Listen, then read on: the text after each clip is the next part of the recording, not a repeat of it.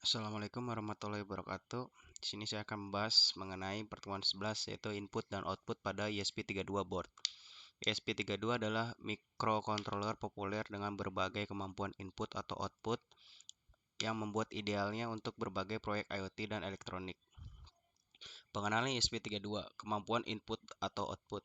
Keunggulan ESP32 memiliki berbagai kemampuan input atau output digital, analog, dan PWM yang membuatnya fleksibel dalam aplikasi.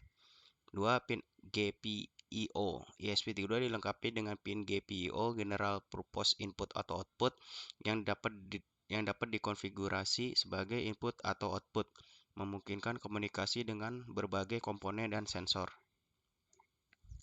Membaca input digital, tombol atau sensor. Tombol, baca status tombol menggunakan pin GPIO sebagai input. Sensor digital, gunakan sensor digital seperti sensor suhu atau sensor cahaya. Mengontrol output digital LED relay. LED, menyalakan dan mematikan LED menggunakan pin GPIO sebagai output. Relay, kontrol peralatan listrik menggunakan relay yang dikendalikan oleh pin GPIO. Penggunaan pin GPIO pada ESP32.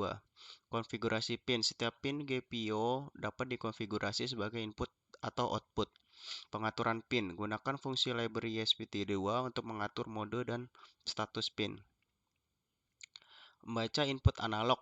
Sensor analog. Gunakan sensor analog seperti sensor cahaya, sensor tekanan, atau sensor suhu analog. Nomor 2. Konversi analog ke digital atau ADC. Konversi tegangan analog dari sensor menjadi nilai digital yang dapat dipahami oleh ESP32. 3. Baca nilai digital. Baca nilai digital yang dihasilkan oleh ADC menggunakan fungsi library ESP32. Menggunakan PWM untuk kontrol output. Nomor 1. Pulse Width Modulation (PWM). PWM digunakan untuk menghasilkan sinyal analog dari output digital ESP32. Nomor 2. Kontrol kecepatan. Atur kecepatan motor, LED atau perangkat lain dengan mengubah lebar pulsa PWM. 3. Pengaturan. Atur frekuensi dan siklus kerja PWM menggunakan fungsi library ESP32. Tantangan dan solusi input-output pada ESP32. Nomor 1. Kebisingan. Gunakan teknik perkabelan yang benar dan komponen filter. Kekurangan pin. Gunakan multiplexer atau modul tambahan.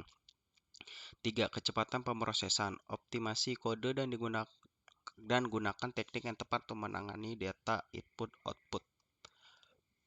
Studi kasus proyek berbasis ESP32 dengan input-output. 1. Sistem irigasi. ESP32 membaca sensor kelembapan tanah dan mengontrol pompa air. Nomor 2. Sistem keamanan. ESP32 mendeteksi gerakan dan mengirimkan notifikasi.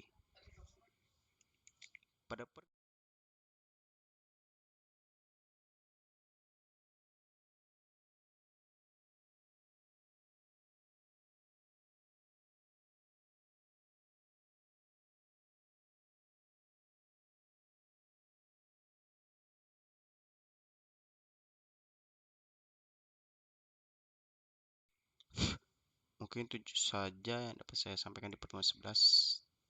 Terima kasih. Assalamualaikum warahmatullahi wabarakatuh.